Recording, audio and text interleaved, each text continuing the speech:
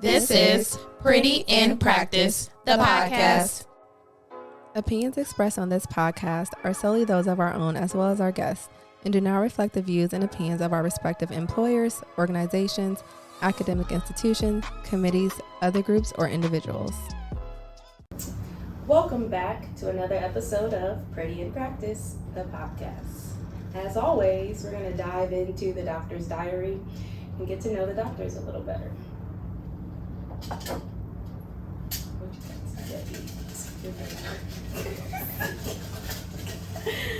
you got? All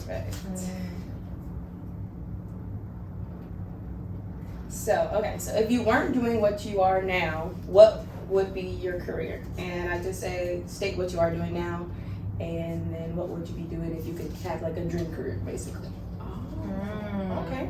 Okay. So I'll kick us off. So currently right now I'm a pharmacist and I'm working in the pharmaceutical industry. So I'm going to say two different things because when I was a child, I always had a dream to be an ice skater. I really wanted to be like Black Girl Magic on ice. I used to watch all the Olympics, so I really wanted to do that, but that didn't net out. So if I wasn't doing what I was doing today, what I'm really passionate about is just kind of being a motivational speaker. Like I want to be the Eric Thomas, like the female version of Eric Thomas, going around and just really pushing people and motivating and uplifting them.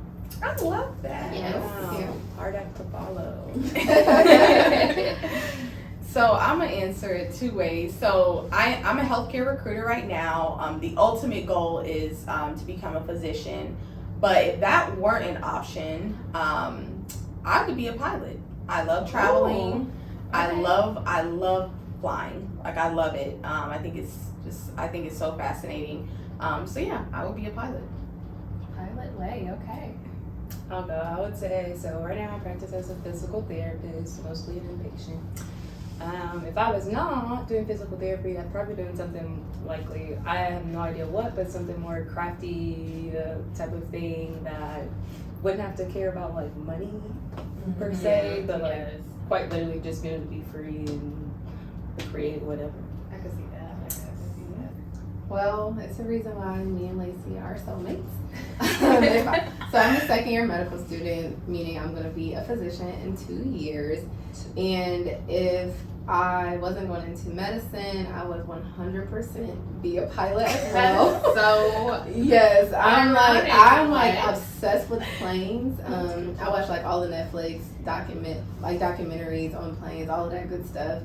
I've always been since I was like a little kid. So yeah, if I wasn't going to be a doctor, I would definitely want to be a pilot. So I guess we'd be working for Delta or something like. Oh no, we'll have a private jet, PJ. Period. Okay. That's so We come at PJ, I forgot. We got money. Find out my sand's gonna fly me there, okay? Okay, so today's topic, we're gonna kind of discuss the difference between grad schools and professional schools. I've got some lovely ladies around the table who have degrees in both, or from both, I should say. But starting out with the grad school, so graduate programs generally provide in-depth education on the field or discipline. So very specific, based, less, I would say, specialization or knowledge application, I would say. So graduate programs will award you master's degrees. So like our sis Lay has master's in biochemistry, or India with a master's, an MBA, master's in business administration. Wow, I don't know what that means. The list goes on forever. So like D's master in medical physiology, but those grad schools also offer doctoral degrees, so things like Doctor of Philosophy or PhD, Doctor of Education, EDD, I don't even know how you say that. But yeah, so like grad schools are going to provide you knowledge and instruction with less focus on applying that knowledge. So those length of those programs definitely vary by the institution or what exactly you're focusing on. Whereas professional schools are programs that are definitely after usually a bachelor degree. They're highly specialized. and they're training people for specific careers. So these are things like medicine, law, business, and they're generally less research driven. Yeah. So with that, we have some around the table with degrees from professional schools, like India with her Doctor of Pharmacy, with a D in medical school, so Doctor of Medicine. We also have doctors of like jurisprudence, which are also attorneys, doctors of optometry, doctors of physical therapy, like myself. But yeah, so professional schools are generally more specific. They're going to train you for a specific field. You're likely not going to go into something different after you get a professional degree. Right. Whereas with your graduate degree, you can kind of do a little bit more or different things with those.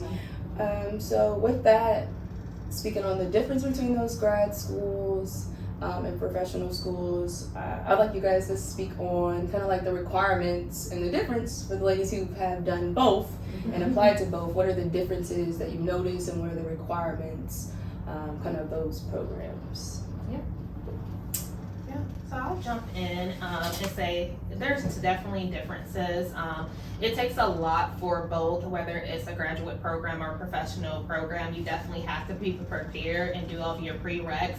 I'll start with my professional program first because that's what I did first, so my journey was a little bit different. With the professional program, specifically with pharmacy, that's very probably unique, I would say, from other programs, where there are schools out there that do what we call like a 6-year program. So you do a 2-year pre-professional, and then you go into your doctorate program for 4 years directly after. So in those 2 years, you're traditionally taking prereq classes, which usually span from science-based courses like chemistry, orgo, which was almost the death of me, physics, biochem, all of that good stuff you're taking in your prereqs.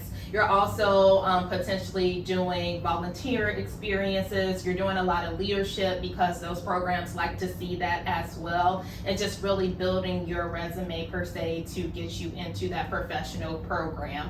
And then after you get into that professional program, that's when you become a little bit more specific on the courses that you take, the focuses. You get internships, apprenticeships, and all of that in the professional programs. But for the prereqs, like I said, there is a set of courses that you should focus on. There's also the volunteer that I talked about. There's also sometimes a test, and this varies based on schools.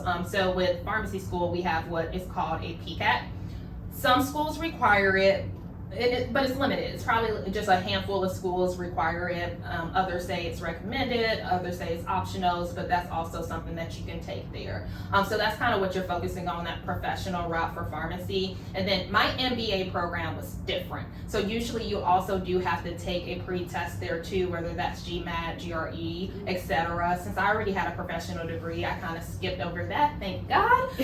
But still have to make sure I was prepared with the right knowledge and going into that program. And my program was an accelerated program, so for those who don't know what that means, that just means it happens really fast. I got my MBA in 1 year, and it was just definitely time consuming, a lot of dedication, a lot of overlapping with my courses. It just was taking a little bit more effort. So I'll pause there and just allow you guys to chime in on your experiences. I know we have another episodes that kind of goes deeper, but that's just some of the experience from the MBA in pharmacy. Yeah, absolutely. So I have as Justice mentioned, I do have a graduate degree in Biomedical Sciences. So and my goal has pretty much always been medical school.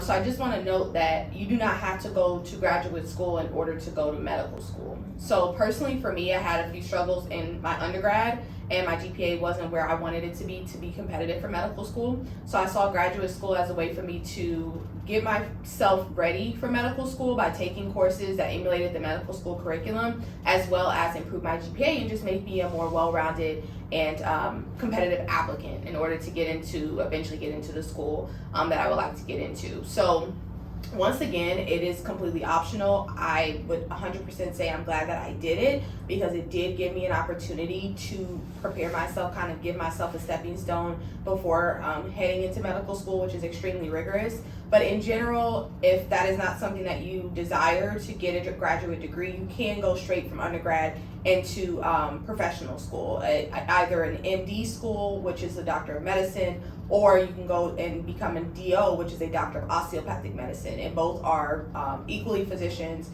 So those are options in terms of professional school. Now, in general, the specific requirements, I won't go too much in depth in that, but in general, you'll need to take the prerequisites, such as very similar to what India was mentioning with pharmacy school, organic chemistry, physics, biology, anatomy and physiology, statistics, I think is required now, microbiology. So those kind of classes you'll have to take and do well in those courses, as well as become involved in your school. You'll want to do shadowing, make sure that this is the field that you actually want to go into. That's the biggest thing with shadowing, is make sure, do I really want to do this? And then, of course, taking the medical college admissions test, which is the standardized test. Basically, it's the SAT or ACT for medical school. So those are kind of the general requirements. For grad school, I actually had taken the MCAT. So my program was very specific. It was for students that are looking to go into professional school directly. So they took my MCAT. I had previously taken the MCAT. They took that as my standardized test in order to determine my admission for grad school. Otherwise, I could have taken the GRE, and that would have been an option as well for them to consider me for admission.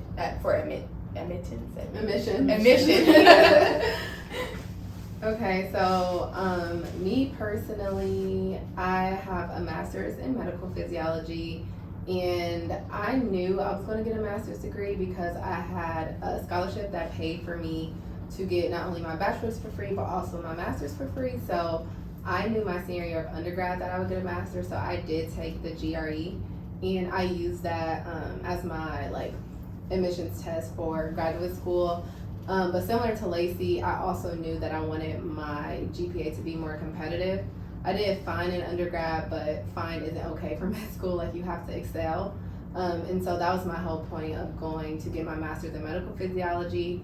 It was definitely one of the best decisions I could have made for myself, because I think it definitely prepared me for medical school. I really hit the ground running because I had that kind of background knowledge from my master's program. And I also worked as a TA after I completed that program, so I was able to reinforce that knowledge while I was applying to medical school. And it kind of brought about a new passion for teaching, so I'm super happy that I went that route. And I'm kind of crazy, so I also did a graduate public health program while I was doing my master's in medical physiology. Originally, the goal was to get an MPH. However, I got into med school, and so I couldn't finish both at the same time. When I contacted my school, there was no way for me to finish my MPH and also go into medical school. So instead of doing that, I opted to get a certificate. So I do have a graduate certificate in public health, in addition to the master's in medical physiology. And then Lacey mentioned there are two different physicians. So we have medical doctors and then doctors of osteopathic medicine. Me personally, I will be a DO, a doctor of osteopathic medicine. The prereqs are exactly what Lacey mentioned. They're the exact same. So exact same classes that you have to take. Also have to take the MCAT. So those two things are very similar. But yeah, that's a little bit about my grad school and professional school experiences. Okay, so for me and my professional school experience, very similar to the ladies, I had a standardized test, which ours is the GRE, very generalized. And then prereqs include anatomy, physiology, chemistry, the one that got me, physics, no organic chemistry, no thanks, but we did have to take chemistry. And then a big deal for a lot of schools is the shadow hours.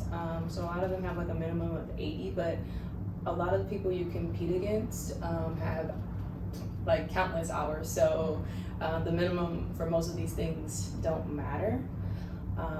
Which kind of leads me into my next question, because I personally felt like coming from Purdue, a very rigorous college, that I kind of had not a step back. It was much harder for me to compete with students who came from I don't want to say easier schools, but less rigorous schools, less known schools who are trying to literally demote your GPA. That it was much harder. That's a whole nother episode. That was their whole goal. So I was wondering if y'all feel the same. Do y'all feel it was harder to apply to med school because like Purdue was such a hard school, and like competing against like other counterparts who may not even came from like that type of school, because it doesn't matter what school you came from, they're gonna look at those same prereqs. And then for me, some like I could have went and got many of those classes at Ivy Tech and like got a good grade, and then competed against them. Like, so I'm using my Purdue chemistry grade against someone who got an Ivy Tech chemistry. Like, that's different. So no shade to Ivy Tech. No shade at all. Like, school Ivy is Tech school, is a but community college, by the way, for anybody who's not from Indiana. Yeah, but it is different, and different does not necessarily mean like easy, hard. But I mean, it is one thing to take a class at a community college, and then it's another thing to take it at a university or a liberal arts college, you know, at a 4-year college. It's just different. So, I mean, I would say for me personally, grad school was hard. And honestly, like, I appreciated my Purdue degree, because I think that if I didn't have that Purdue degree, I think it would have been even worse. But grad school really humbled me, y'all. I mean, it really did. And like, I didn't come out with a stellar GPA from Purdue, but I also knew that it was Purdue, right? So I was kind of like, okay, like, you know, I did fine, like Dee said, but you know, when you're applying to medical school, you're applying, you know, next to kids with 3.8s and 3.9s. So, you know, you gotta do what you gotta do. But yeah, like, I just feel like something that I thought of as you were saying that is that you don't have to major in the most difficult thing to get into grad school or professional school. And the one thing that I can say that I am grateful for all of my experiences, and I have no regrets, but if somebody said, would you do it all over again? Would you do it the same? I would have majored in something that I thoroughly enjoyed. And so I guess I should say what my major was. So I was a pre-professional health science major with a pre-medicine concentration, and then I had a minor in French. So if I had done all this over again, I would have majored in French. I excelled in my French courses. I loved it. I had a great time. I really enjoyed it. And with the pre-med concentration at Purdue, it's kind of what Jess was saying, like, we kind of, like, things are just made harder sometimes for no reason. Like, some of the most difficult classes, or some of the classes that I didn't do as well in, were not even requirements for medical school, but they were just requirements to fulfill that pre-med concentration at Purdue. So, although again, I'm very appreciative of my college experience, because I know that I wouldn't be me without it, and I would have met these ladies. So obviously, you know, it was, you know, the best thing ever that I could have done for myself. But you still live and you learn, and so I would definitely say, unless you just really like biology, really like chemistry, major in something you enjoy. Major in dance, major in English literature, major in you know, French, like whatever you are actually enjoy and excel in, and then you can just take the prerequisites for professional school in addition to that. So for me, I would have literally just flipped it around. I would have majored in French and minored in biology or chemistry or biochemistry, still fulfilled the requirements for med school, but only have done those requirements for medical school instead of making things harder for myself when it's already a difficult journey anyway. So that's just kind of my 2 cents on that one. just to add to that a little bit, like you were saying, like, they won't look at just your prereq GPA at those schools. So like, that's why it's important that you get good grades in those, but you don't have to have the extra classes, like you were saying, to demote your GPA, like I like to say. Alright, so as I mentioned previously, grad school is less application-based and generally more research-based. So my question to you all is, did you or do you have requirements to graduate, such as an exit exam, a licensing or board exam, or a thesis or dissertation? Honey, did we? So I would say from our exit exam, that was something that started to be a little bit newer of a topic in pharmacy school. So when I graduated pharmacy school, I think I might have been one of the newest classes to take it, but now I think it is starting to be a little bit more standardized to have that. That wasn't as bad, but let's get into licensure, because we have to take 2 licenses as a pharmacist. You have to take your law license and then just your general pharmacy, I would say, tests in order to be licensed. And honey, those are no joke. My one test, my NAPLEX was 6 hours long. And yes, it took the whole entire 6 hours. And I think I studied probably for 2 months before that. And this is in addition to already studying school. And so studying more for that. And then also taking another exam, which was my MPJE, which is our law exam, and that took about 2 hours.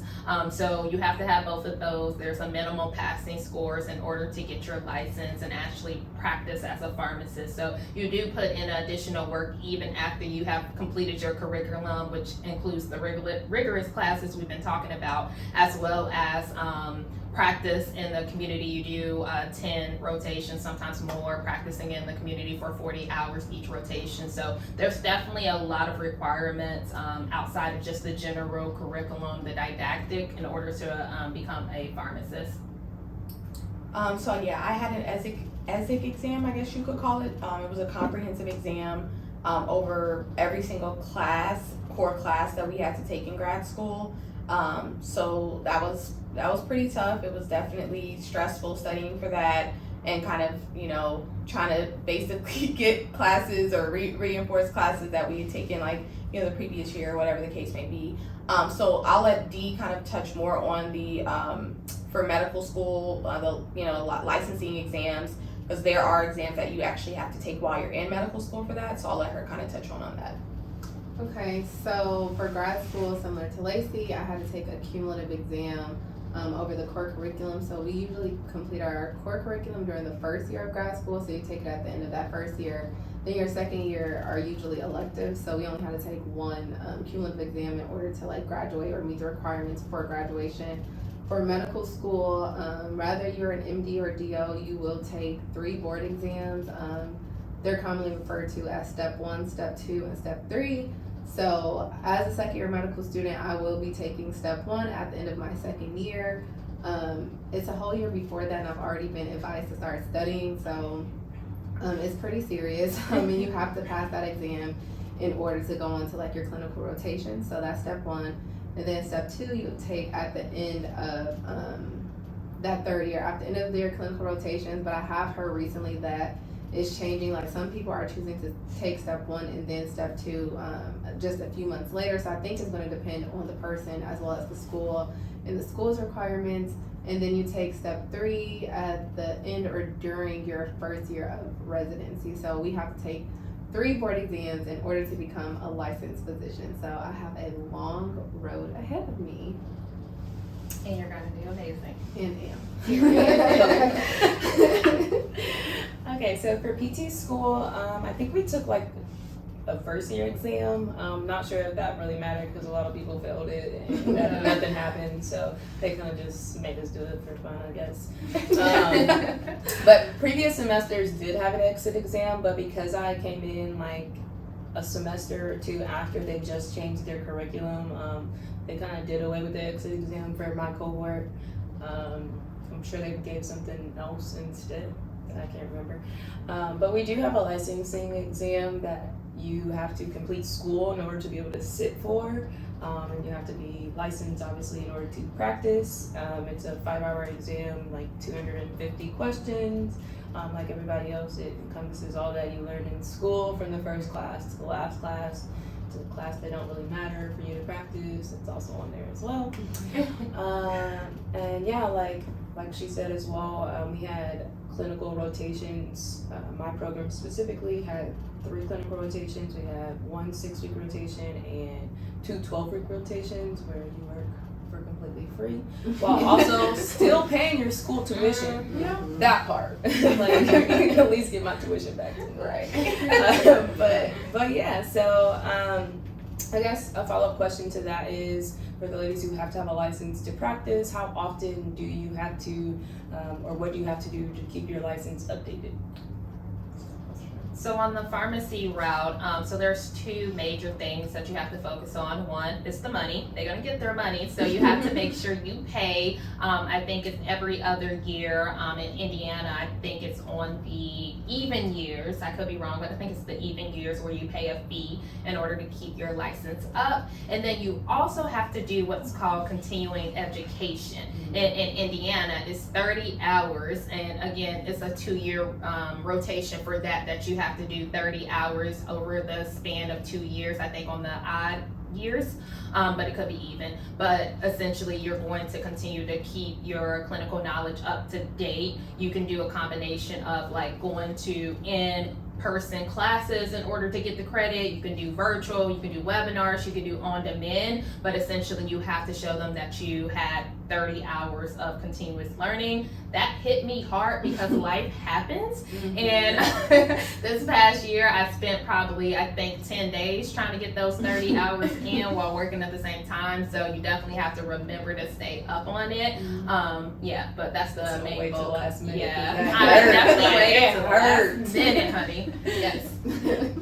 So for me, like similar to India, every 2 years, for physical therapy, it's on the even year. I just paid Indiana $100 to, continue to be a PT for the degree that I paid thousands for. It was nice. Ours was $250. It depends on the state, because I looked at Cali's and they don't want me to come there. But yeah, like, so every 2 years, similar, about 33 hours or something like that. And I think there is like a split. There's only so many you could do like online, or so many you can do certain ways. So obviously I have to control it. But I knowing as I think it is important, because like the healthcare continues to change. Like, so we have to keep up with it. Like, I can already tell you, I'm not that far out of school, and there's so many things that I don't remember.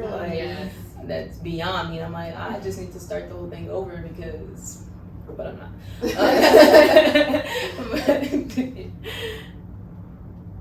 So for medical, okay, I'm in medical school, so I haven't even thought that far. If I'm completely honest. I do know I want to say 10 years, but please do not quote me on that. Like, I will make sure I mention it in our next episode.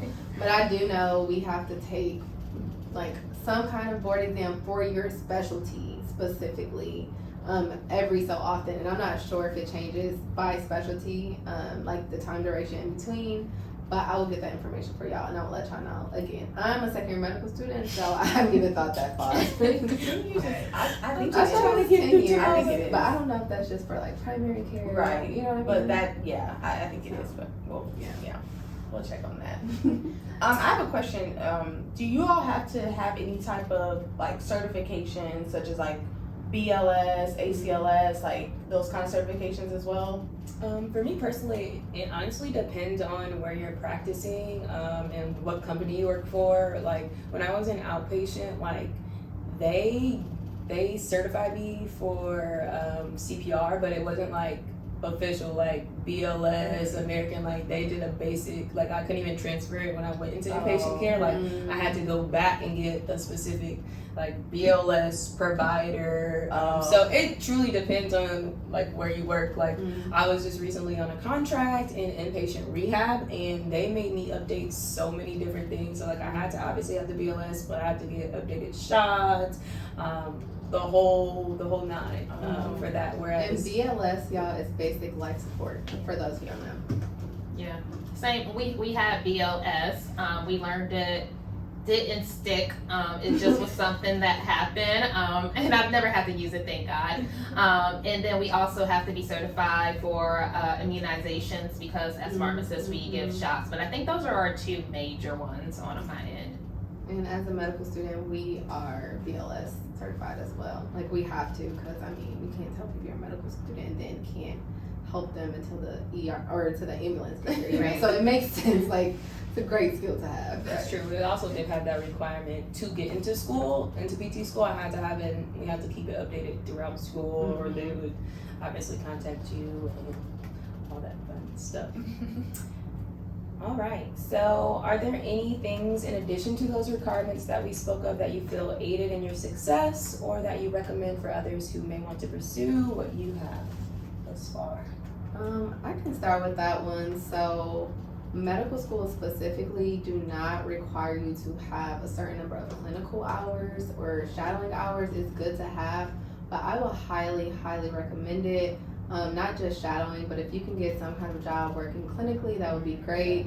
Me personally, I worked as a patient care technician, and that's just a fancy word for saying like nurse assistant. And not only was it humbling beyond words, but it just taught me so much about the medical field. Like, I learned the interprofessionalism of a medical team. Like, that was the first time I saw like what an occupational therapist did, an inpatient physical therapist, a dietitian. First time I learned what a hospitalist was, and now I want to be a hospitalist. And so definitely getting that hands-on clinical experience is just priceless, and like, it's very humbling.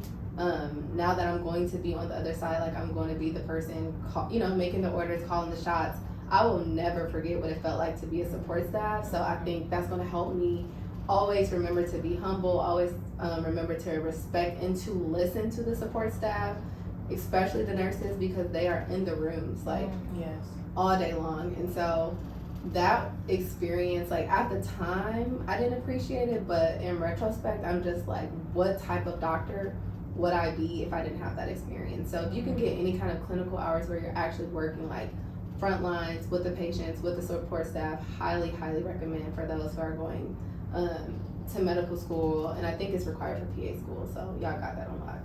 Yeah. So just to piggyback off D, like for physical therapy as well, I'd recommend like clinical, like getting some shadowing and clinical work. But like a lot of my counterparts, I felt like were a little bit ahead of me because they spent a lot of time being a physical therapy tech. So like they were working and also getting their hours, so they got more hours than I did and also got paid for those hours while also getting experience. Yeah. So a lot of them will be like, oh, like my PT let me do that. They weren't supposed to, but they let me do that. Like, oh, like, so they always had like exercises in their bank. Like they always, like they had their experience to piggyback off of, whereas I spent my gap year being an ABA therapist with kids with autism, so like it didn't relate. So if I could recommend anything, it would be to get a job if you can and get paid for it, because those still count. But then also diversifying like which PT you look at, because I went and looked at an outpatient physical therapist, and I don't even think I want to be that anymore, and that was the only thing I kind of looked at. So like there's so many different sectors of physical therapy, from inpatient to peds to outpatient to cardiopulmonary to pelvic health. Like there's so many, and you truly don't get the gist of PT by just going to outpatient. And honestly, that's what I thought PT was when I was going to school, and I'm really glad that it's not, because I don't thoroughly enjoy outpatient care that much. Yeah. That's a really great point, to shadow and get experience in different areas. For me personally, I've always thought that I wanted to be a pediatrician. That hasn't necessarily like changed drastically. I am interested in some other areas as well. But I've shadowed in the NICU, and I've shadowed a pediatrician, and then most recently I shadowed in an urgent care. And a couple of reasons why I think it is important to get experience in different areas. One being exactly what Justice said, is that you think you want to do one thing and then you shadow and you're like, wait, this is not it.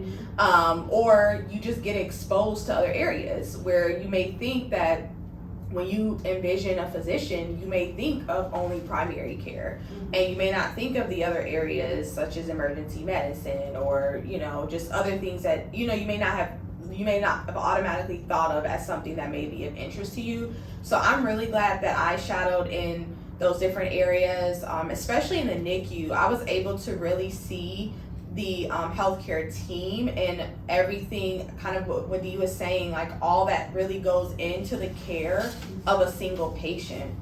I remember like doing the rounds with the neonatologist, and I mean, it's like everybody and their mama was there. I mean, you had the social worker, you had the physical therapist, you had the neonatologist, you had the NICU nurse. I mean, everybody was there during rounds, you know, on these, you know, babies. And so that was the first time, because I had previously only shadowed in a non hospital setting, so I didn't see that before. I just saw the doctor with the patient, or with the patient and the family. So that was really eye-opening for me to really see kind of how that process works in the hospital setting, which was really cool for me.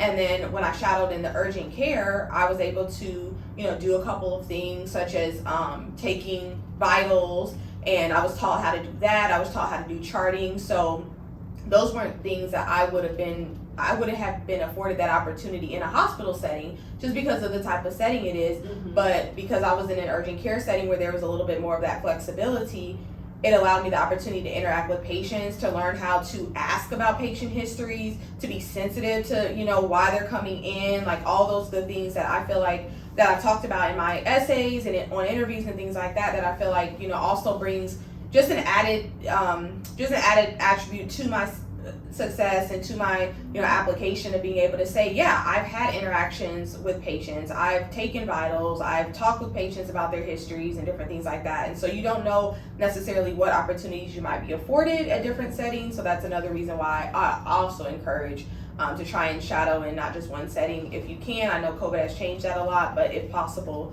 you know, trying to shadow in different settings would definitely be a huge asset. Yeah, every single thing you guys have said applies to my area of discipline, so I echo everything you guys are saying. The only other two things that come to mind is that just taking it a step farther, you can do work experience and get paid, you can do shadowing, and you can also do volunteering, which might help you along the way, because you're going to be working, as you've heard, we say for free. I worked over 400 hours for free, so just getting used to that. And there is a lot of beauty and power in volunteering. I even volunteer as a pharmacist, a practicing pharmacist now, and it's just so rewarding to give back in that way. So that's also another option. And then another thing is just leadership and getting involved, if you can, in certain organizations. There's tons of national organizations, especially in pharmacy, that you can get involved with and have leadership experience. It's going to help you as you are applying for schools, and just overall in your journey, just to make sure you have those leadership skill sets and principles in order to apply to your career. Well, that was a great episode. Another one in the books for the Pretty in Practice podcast. Always remember, no matter what journey you're on, always keep it pretty. As always, thank you for joining us for the ride. Be sure to keep in touch by following us on Instagram and subscribing to our YouTube channel at Pretty in Practice. Feel free to send us a DM of any topics you want us to discuss, and you might hear them on a future Pretty in Practice episode. Keep it pretty.